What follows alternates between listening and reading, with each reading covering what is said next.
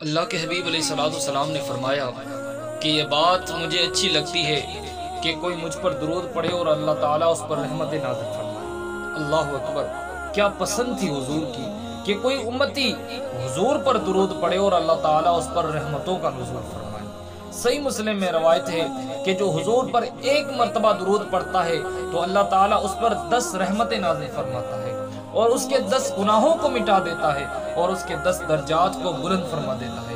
تو میرے میٹھے میٹھے اسلامی بھائیوں، اگر ہم روز مرہ کے معاملات میں صرف 100 مرتبہ درود پڑھیں تو نہ جانے کتنی رحمتیں ملیں گی، نہ جانے کتنے گناہ مٹا دیے جائیں گے اور نہ جانے کتنے درجات بلند ہو جائیں گے۔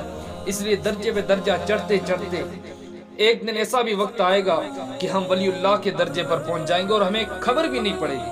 اس لیے کثرت کے ساتھ حضور پر درود و سلام پڑھیں۔ ایک چھوٹا سا شعر میں عرض کرنا چاہوں گا کہ درود پڑھنے سے ثواب ملتا ہے، کہ درود پڑھنے سے ثواب ملتا ہے اور سلام پڑھنے سے جواب ملتا ہے، اور سلام پڑھنے سے جواب ملتا ہے۔ اور اگر حضور کی طرف سے وعلیکم السلام کے لفظ آ گئے تو ہمیں اور کیا چاہیے۔ ایک چھوٹا سا بچہ، میں آپ کو چھوٹا سا مثال دے رہا ہوں، ایک چھوٹا بچہ، بزرگ، کوئی نوجوان آپ کو ہر روز سلام کرے، کسی گلی میں، کسی بازار میں ہر روز آپ کو سلام کرے تو ایک دن آپ رک کے پوچھیں گے نا یہ کون ہے، ہر روز سلام کرتا ہے؟ تو ایک دن حضور بھی تو پوچھیں گے نا یہ کون ہے، ہر روز سلام پڑھتا ہے؟ اسی طرح ہمارا حضور کے ساتھ ایک قسم کا کنیکشن ہو جائے گا، حضور کے ساتھ تعارف ہو جائے گا۔ اس لیے کثرت کے ساتھ حضور پر صلاۃ و سلام پڑھا کریں، درود پڑھا کریں۔